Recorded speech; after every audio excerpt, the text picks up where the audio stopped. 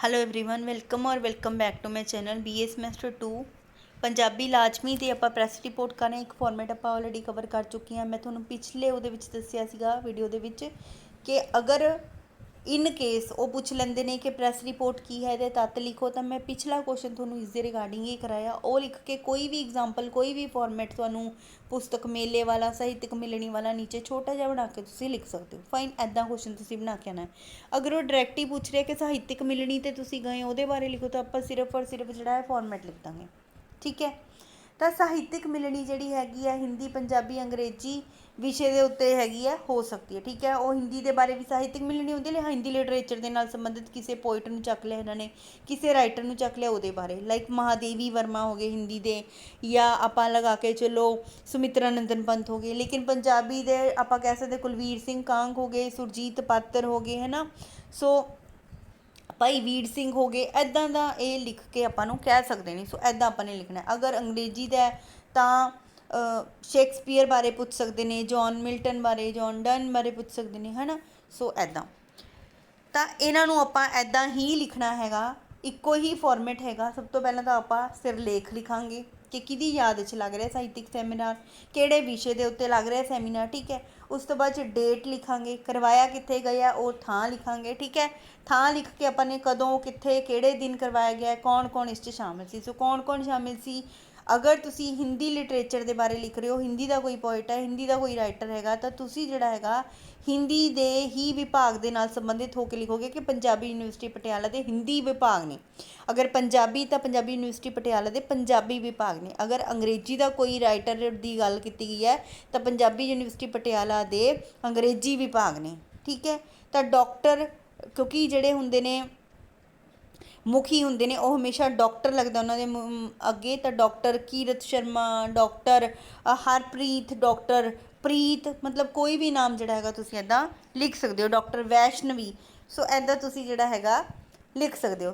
ਤਾਂ 20 ਮਈ 2023 ਨੂੰ ਪੰਜਾਬੀ ਯੂਨੀਵਰਸਿਟੀ ਪਟਿਆਲਾ ਦੇ ਪੰਜਾਬੀ ਵਿਭਾਗ ਦੇ ਵੱਲੋਂ ਮਸ਼ਹੂਰ ਪੰਜਾਬੀ ਸਾਹਿਤਕਾਰ ਸਵਰਗੀ ਜਸਵੰਤ ਸਿੰਘ ਕੰਵਲ ਦੀ ਯਾਦ ਦੇ ਵਿੱਚ ਇੱਕ ਸੈਮੀਨਾਰ ਆਯੋਜਿਤ ਕੀਤਾ ਗਿਆ। ਇੱਥੇ ਸੁਰਜੀਤ ਪਾਤਰ ਵੀ, ਮਤਲਬ ਜੋ ਵੀ ਉਹਨਾਂ ਨੇ ਪੁੱਛਿਆ, ਅਗਰ ਤਾਂ ਉਹਨਾਂ ਨੇ ਨਹੀਂ ਰਾਈਟਰ ਦਾ ਨਾਮ ਦਿੱਤਾ ਤਾਂ ਆਪਾਂ ਸੁਰਜੀਤ ਪਾਤਰ ਲਿਖ ਦਿਓ। ਅਗਰ ਸੁਰਜੀਤ ਪਾਤਰ ਆ ਗਿਆ ਤਾਂ ਦਾ ਬੈਸਟ ਹੈ। ਤੁਸੀਂ ਇਹਦੇ ਵਿੱਚ ਸੂਰਜ ਮੰਦਰ ਦੀਆਂ ਪੌੜੀਆਂ ਵਾਲਾ ਕਵਿਤਾ ਸੰਗ੍ਰਹਿ, ਕਹਿੰਦੀ ਹਾਂ ਸੁਰਜੀਤ ਪਾਤਰ ਦਾ ਜਿਹੜਾ ਤੁਹਾਡਾ ਸੂਰਜ ਮੰਦਰ ਦੀਆਂ ਪੌੜੀਆਂ ਦਾ ਸੰਗ੍ਰਹਿ ਹੈਗਾ, ਤੁਸੀਂ ਇਹਦੇ ਬਾਰੇ ਜਿਹੜਾ ਹੈਗਾ ਲਿਖ ਸਕਦੇ ਹੋ। ਠੀਕ ਹੈ, ਤਾਂ ਵੀ ਉਹਨਾਂ ਨੇ ਇਹ ਕੁਛ ਲਿਖਿਆ। ਤਾਂ ਸੁਰਜੀਤ ਪਾਤਰ ਦੇ ਜਿਹੜੇ ਥੋੜ੍ਹੇ ਜਿਹੇ ਤੁਹਾਡੀਆਂ ਰਚਨਾਵਾਂ ਆਪਾਂ ਕਹਿ ਸਕਦੇ ਹਾਂ ਉਹਨਾਂ ਨੂੰ ਯਾਦ ਕਰ ਲਿਓ, ਤਾਂ ਉਹਦੇ ਬਾਰੇ ਆਪਾਂ ਲਿਖ ਕੇ ਆ ਜਾਣਾ। ਭਾਈ ਵੀਰ ਸਿੰਘ ਦੀਆਂ, ਪ੍ਰੋਫੈਸਰ ਪੂਰਨ ਸਿੰਘ ਦੀਆਂ ਰਚਨਾਵਾਂ। ਠੀਕ ਹੈ, ਥੋੜ੍ਹਾ ਬਹੁਤਾ ਤੁਹਾਨੂੰ ਇਹਨਾਂ ਦੇ ਬਾਰੇ ਪਤਾ ਹੋਣਾ ਚਾਹੀਦਾ। ਤਾਂ ਉਸ ਤੋਂ ਬਾਅਦ 'ਚ ਜਿਹੜਾ ਜਸਵੰਤ ਸਿੰਘ ਕੰਵਲ ਬਹੁਤ ਹੀ ਜ਼ਿਆਦਾ ਫੇਮਸ ਉਮਦਾ ਜਿਹੜੇ ਨੇ ਰਾਈਟਰ ਰਹੇ ਨੇ। ਸੋ ਇਹਨਾਂ ਦੇ ਯਾਦ ਦੇ ਵਿੱਚ ਜਿਹੜਾ ਸੀਗਾ ਸੈਮੀਨਾਰ ਆਯੋਜਿਤ ਕੀਤਾ ਗਿਆ। ਹੁਣ ਮੈਂ ਤੁਹਾਨੂੰ ਕਹਿ ਕੇ ਹਟੀ ਹਾਂ ਕਿ ਮੁਖੀ ਜਿਹੜਾ ਹੈ ਪੰਜਾਬੀ ਵਿਭਾਗ, ਕਿਉਂਕਿ ਪੰਜਾਬੀ ਦੇ ਨਾਲ ਹੀ ਜਸਵੰਤ ਸਿੰਘ ਕੰਵਲ ਜਿਹੜੇ ਸੀ ਜੁੜੇ ਹੋਏ ਸੀ, ਤਾਂ ਕਰਕੇ ਆਪਾਂ ਨੇ ਪੰਜਾਬੀ ਵਿਭਾਗ ਲਿਖਣਾ। ਫਾਈਨ, ਤਾਂ ਇਸ ਸਮਾਗਮ ਦੀ ਪ੍ਰਧਾਨਗੀ ਜਿਹੜੀ ਕੀਤੀ ਸੀ ਡਾਕਟਰ ਅਰਵਿੰਦ ਵਾਈਸ ਚਾਂਸਲਰ। ਹੁਣ ਮੈਂ ਪਿੱਛੇ ਵੀ ਕਿਹਾ ਸੀਗਾ ਕਿ ਵਾਈਸ ਚਾਂਸਲਰ ਨੇ ਆਪਣੇ ਡਾਕਟਰ ਅਰਵਿੰਦ ਸਿੰਘ। ਸੋ ਹਰੇਕ ਕੋਈ ਵੀ ਉੱਥੇ ਪੰਜਾਬੀ ਯੂਨੀਵਰਸਿਟੀ ਪਟਿਆਲਾ 'ਚ ਕੋਈ ਕਾਨਫਰੰਸ ਸੈਮੀਨਾਰ ਹੁੰਦਾ ਨਾ, ਤਾਂ ਜਿਹੜੀ ਪ੍ਰਧਾਨਗੀ ਵਗੈਰਾ ਕਰਦੇ ਨੇ ਉਹ ਇਹੀ ਕਰਦੇ ਨੇ, ਜਾਂ ਫਿਰ ਪ੍ਰਧਾਨਗੀ ਜਿਹੜੀ ਹੈਗੀ ਹੈ ਉਹ ਕਿਸੇ ਹੋਰ ਕਾਲਜ ਦੇ ਮੁਖੀ ਤੋਂ ਵੀ ਕਰਵਾਈ ਜਾ ਸਕਦੀ ਹੈ, ਤਾਂ ਮੁੱਖ ਮਹਿਮਾਨ ਵਾਈਸ ਚਾਂਸਲਰ ਬਣ ਸਕਦੇ ਆ। ਤਾਂ ਜਿੱਦਾਂ ਵੀ ਤੁਸੀਂ ਇਸ ਨੂੰ ਜੋੜ ਤੋੜ ਕੇ ਲਿਖਣਾ ਹੋਏਗਾ ਲਿਖ ਲਿਓ। ਤਾਂ doctor Arvind Singh vice chancellor ਨੇ ਕੀਤੀ। ਉਹਨਾਂ ਨੇ ਜਸਵੰਤ ਸਿੰਘ ਕੰਵਲ ਦੀਆਂ ਸਾਹਿਤਕ ਰਚਨਾਵਾਂ ਦੇ ਬਾਰੇ ਵੀ ਵਿਚਾਰ ਸਾਂਝੇ ਕੀਤੇ, ਚਰਚਾ ਕੀਤੀ ਕਿ ਆਹ ਬੁੱਕ ਫੇਮਸ, ਆਹ ਬੁੱਕ ਫੇਮਸ, ਆਹ ਰਚਨਾ ਫੇਮਸ, ਹੈ ਨਾ। ਤਾਂ ਕੰਵਲ ਸਿੰਘ ਦੀਆਂ ਰਚਨਾਵਾਂ ਦੇ ਵਿੱਚ ਤਕਰੀਬਨ ਔਰਤਾਂ ਬਾਰੇ ਗੱਲ ਕੀਤੀ ਜਾਂਦੀ ਸੀ, ਪ੍ਰਵਾਸੀਆਂ ਦੇ ਬਾਰੇ, ਦਲਿਤਾਂ ਦੇ ਬਾਰੇ ਤਾਂ ਆਵਾਜ਼ ਉਠਾਉਂਦੇ ਸੀ। ਇੱਕ ਕ੍ਰਾਂਤੀਕਾਰੀ ਜਿਹੜੇ ਸੀਗੇ ਇਹ ਰਚਨਾਕਾਰ ਹੋਏ ਨੇ ਜਸਵੰਤ ਸਿੰਘ ਕੰਵਲ। ਤਾਂ ਡਾਕਟਰ ਅਰਵਿੰਦ ਸਿੰਘ ਨੇ ਇਹਨਾਂ ਦੇ ਬਾਰੇ ਗੱਲ ਕੀਤੀ, ਅਤੇ ਉਹਨਾਂ ਨੇ ਇਹ ਵੀ ਕਿਹਾ ਕਿ ਇਸ ਵਿਸ਼ੇ ਉੱਤੇ ਜਿਹੜਾ ਹੈ ਕੋਈ ਉੱਘਾ ਸਾਹਿਤਕਾਰ ਹੀ ਆਪਣੀ ਆਵਾਜ਼ ਉਠਾ ਸਕਦਾ ਹੈ, ਜੋਸ਼ ਰੱਖਦਾ ਹੈ, ਅਤੇ ਉਹ ਲੋਕ ਪੱਖੀ ਰਚਨਾਵਾਂ ਜਿਹੜੀਆਂ ਸੀਗੀਆਂ ਲਿਖਦੇ ਸੀ। ਸੋ ਡਾਕਟਰ ਅਰਵਿੰਦ ਨੇ ਜਸਵੰਤ ਸਿੰਘ ਕੰਵਲ ਦੇ ਬਾਰੇ ਆਪਣੇ ਵਿਚਾਰ ਸਾਂਝੇ ਕੀਤੇ। ਫਾਈਨ, ਤਾਂ ਆਪਾਂ ਨੇ ਇੱਦਾਂ ਬਣਾ ਕੇ ਲਿਖਣਾ। ਉਸ ਤੋਂ ਬਾਅਦ 'ਚ ਕੌਣ ਆ ਗਏ ਜਿਹੜੇ ਹੋਰ, ਹੁਣ ਡਾਕਟਰ ਅਰਵਿੰਦ ਬੋਲ ਕੇ ਚਲੇ ਗਏ, ਉਸ ਤੋਂ ਬਾਅਦ 'ਚ ਜਿਹੜੇ ਹੋਰ ਮਹਿਮਾਨ ਆਏ ਨੇ ਉਹ ਬੋਲਣਗੇ। ਫਿਰ ਜਿਹੜੀ ਹੈਗੀ ਆ ਪ੍ਰੈਜੈਂਟੇਸ਼ਨਸ ਕਰਨਗੇ ਜਿਹੜੇ ਬੱਚੇ ਵਿਦਿਆਰਥੀ ਸੈਮੀਨਾਰ ਦੇ ਵਿੱਚ ਪਾਰਟੀਸਪੇਟ ਕੀਤਾ। ਠੀਕ ਹੈ, ਤਾਂ ਜਿਹੜੇ ਸੈਮੀਨਾਰ 'ਚ ਪਾਰਟੀਸਪੇਟ ਕਰਦੇ ਨੇ ਉਹ ਆਪਣੇ ਆਪਣੇ ਰਿਸਰਚ ਪੇਪਰਸ ਵਗੈਰਾ ਲੈ ਕੇ ਆਉਂਦੇ ਨੇ, ਪੇਪਰ ਪ੍ਰਜੈਂਟ ਕਰਦੇ ਨੇ। ਜਿਹੜਾ ਵੀ ਪੇਪਰ ਉਹਨਾਂ ਨੂੰ ਅੱਛਾ ਲੱਗਦਾ ਹੈਗਾ ਜਾਂ ਫਿਰ ਬਹੁਤ ਹੀ ਜ਼ਿਆਦਾ ਹਾਈ ਕੁਆਲਿਟੀ ਦਾ ਹੁੰਦਾ ਤਾਂ ਉਸ ਨੂੰ ਜਿਹੜਾ ਹੈ ਪੰਜਾਬੀ ਯੂਨੀਵਰਸਿਟੀ ਪਟਿਆਲਾ ਪਬਲਿਸ਼ ਕਰਾਉਂਦੀ ਹੈ। ਠੀਕ ਹੈ, ਤਾਂ ਇਹੀ ਜਿਹੜੇ ਹੈ ਮਾਰਕਸ ਅੱਗੇ ਉਹਨਾਂ ਬੱਚਿਆਂ ਦੇ ਲੱਗਦੇ ਨੇ ਜਿਹੜੇ ਵੀ ਪੇਪਰ ਪ੍ਰੈਜ਼ੈਂਟ ਕਰਦੇ ਨੇ। ਫਾਈਨ, ਤਾਂ ਇਹ ਕੁਛ ਜਿਹੜਾ ਹੁੰਦਾ ਸੈਮੀਨਾਰ 'ਚ ਹੁੰਦਾ।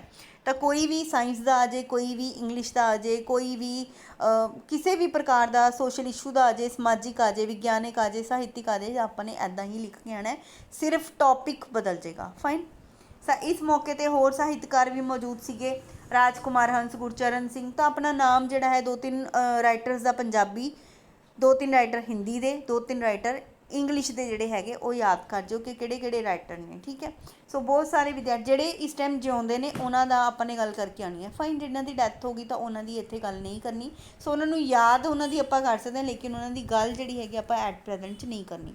ਤਾਂ ਬਹੁਤ ਸਾਰੇ ਖੋਜਾਰਥੀ ਸ਼ਾਮਲ ਸੀ, ਵਿਦਿਆਰਥੀ ਸ਼ਾਮਲ ਸੀਗੇ, ਅਤੇ ਉਹਨਾਂ ਨੇ ਜਸਵੰਤ ਸਿੰਘ ਕੰਵਲਜੀਤ ਦੀਆਂ ਰਚਨਾਵਾਂ ਦੇ ਨਾਲ ਵੀ ਜਿਹੜਾ ਹੈ ਜਿਨ੍ਹਾਂ ਨੂੰ ਨਹੀਂ ਸੀ ਪਤਾ ਉਹ ਵੀ ਰੂਬਰੂ ਹੋਏ। ਇਸ ਮੌਕੇ 'ਤੇ ਬਹੁਤ ਸਾਰੇ ਸਾਹਿਤ ਦੇ ਪ੍ਰੇਮੀ ਵੀ ਜਿਹੜੇ ਸੀਗੇ ਮੌਜੂਦ ਸੀਗੇ, ਵਿਸ਼ਾ ਮਾਹਰ ਵੀ ਮੌਜੂਦ ਸੀ। ਉਹਨਾਂ ਨੇ ਆਪਣੇ ਵਿਚਾਰ ਸਾਂਝੇ ਕੀਤੇ ਅਤੇ ਗੱਲਬਾਤ ਦੇ ਦੌਰਾਨ ਕਿਹਾ ਕਿ ਪੰਜਾਬੀ ਸਾਹਿਤ ਦਾ ਕੰਮ ਹਜੇ ਵੀ ਕਾਫੀ ਪਿੱਛੇ ਹੈ, ਇਸ ਨੂੰ ਅੱਗੇ ਲਿਆਉਣ ਲਈ ਕਦਮ ਚੁੱਕਣੇ ਚਾਹੀਦੇ ਨੇ ਅਤੇ ਖੋਜੀ ਜਿਹੜੇ ਨਵੇਂ ਖੋਜੀ ਨੇ ਉਹਨਾਂ ਦਾ ਉਤਸ਼ਾਹ ਵਧਾਉਣਾ ਚਾਹੀਦਾ। ਹੁਣ ਹੈ ਵਿਗਿਆਨ ਵਿਸ਼ੇ ਦਾ। 20 ਮਈ 2023 ਨੂੰ ਜੀਵ ਵਿਗਿਆਨ ਵਿਭਾਗ ਦੇ ਵੱਲੋਂ, ਹੁਣ ਦੇਖੋ ਵਿਗਿਆਨ ਦਾ ਤਾਂ ਰਸਾਇਣ ਵਿਭਾਗ ਹੋ ਗਿਆ, ਠੀਕ ਹੈ, ਜੀਵ ਵਿਭਾਗ ਹੋ ਗਿਆ, ਤਾਂ ਇੱਦਾਂ ਆਪਾਂ ਨੇ ਬਣਾ ਕੇ ਲਿਖਣਾ ਕਿ ਇਹ ਵਾਲੇ ਸਾਇੰਸ ਡਿਪਾਰਟਮੈਂਟ ਦੇ ਵੱਲੋਂ ਜਿਹੜਾ ਹੈ ਪੰਜਾਬੀ ਯੂਨੀਵਰਸਿਟੀ ਪਟਿਆਲਾ ਦੇ ਵੱਲੋਂ ਇੱਕ ਵਿਗਿਆਨ ਵਿਸ਼ੇ ਦੇ ਉੱਤੇ ਸੈਮੀਨਾਰ ਕਰਾਇਆ ਗਿਆ। ਇਸ ਸੈਮੀਨਾਰ ਦੇ ਵਿੱਚ ਜਿਹੜੇ ਸੀਗੇ ਪੰਜਾਬੀ ਯੂਨੀਵਰਸਿਟੀ ਪਟਿਆਲਾ ਦਾ ਸੈਨੇਟ ਹਾਲ ਦੇ ਵਿੱਚ। ਠੀਕ ਹੈ, ਤਾਂ ਮੇਨ ਜਿਹੜੀਆਂ ਕਾਨਫਰੰਸੀ ਸੈਮੀਨਾਰ ਹੁੰਦੇ ਨੇ ਸੈਨੇਟ ਹਾਲ 'ਚ ਹੁੰਦੇ ਨੇ।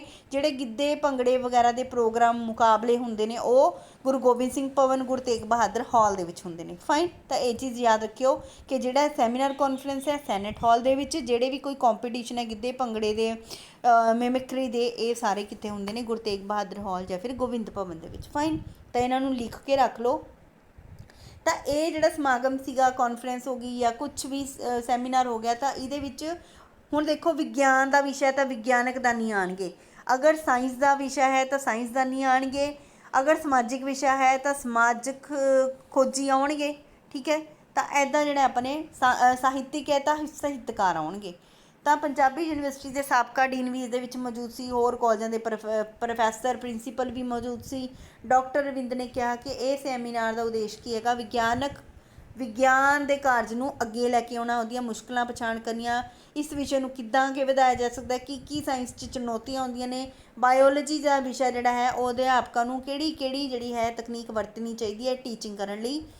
ਅਤੇ ਡਾਕਟਰ ਅਰਵਿੰਦ ਨੇ ਹੋਰ ਵੀ ਵਿਗਿਆਨੀਆਂ ਨੂੰ ਆਪਣੇ ਆਪਣੇ ਵਿਚਾਰ ਜਿਹੜੇ ਸੀ ਸਾਂਝੇ ਕਰਨ ਲਈ ਕਿਹਾ। ਬਹੁਤ ਸਾਰੇ ਖੋਜਾਰਥੀਆਂ ਨੇ ਆਪਣੇ ਪੇਪਰ ਜਿਹੜੇ ਸੀਗੇ ਪੇਸ਼ ਕੀਤੇ, ਰਿਸਰਚ ਪੇਪਰ, ਅਤੇ ਕੁਝ 94 ਵਿਦਿਆਰਥੀਆਂ ਦੇ ਜਿਹੜੇ ਯੂਨੀਵਰਸਿਟੀ ਦੇ ਵੱਲੋਂ ਪੇਪਰ ਛਾਪੇ ਜਾਣਗੇ, ਡਾਕਟਰ ਅਰਵਿੰਦ ਨੇ ਇਹ ਵੀ ਕਿਹਾ। ਸੋ ਪੰਜਾਬੀ ਯੂਨੀਵਰਸਿਟੀ ਚੰਡੀਗੜ੍ਹ ਦੇ ਵਾਈਸ ਚਾਂਸਲਰ, ਵਿਗਿਆਨਕ ਵਿਭਾਗ ਦੇ ਮੁਖੀ ਜਿਹੜੇ ਸੀਗੇ, ਜੰਮੂ ਯੂਨੀਵਰਸਿਟੀ ਦੇ ਪ੍ਰਿੰਸੀਪਲ ਵੀ ਇਸ ਮੌਕੇ 'ਤੇ ਮੌਜੂਦ ਸੀ।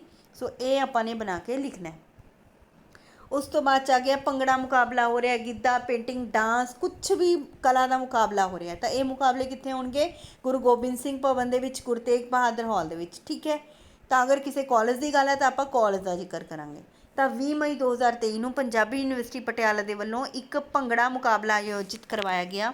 ਇਹ ਜਿਹੜਾ ਮੁਕਾਬਲਾ ਸੀ ਗੁਰੂ ਤੇਗ ਬਹਾਦਰ ਹਾਲ 'ਚ ਕਰਵਾਇਆ ਗਿਆ, ਜਿਹੜਾ ਕਿ ਪੰਜਾਬੀ ਯੂਨੀਵਰਸਿਟੀ ਪਟਿਆਲਾ ਦੇ ਵਿੱਚ ਹੈ।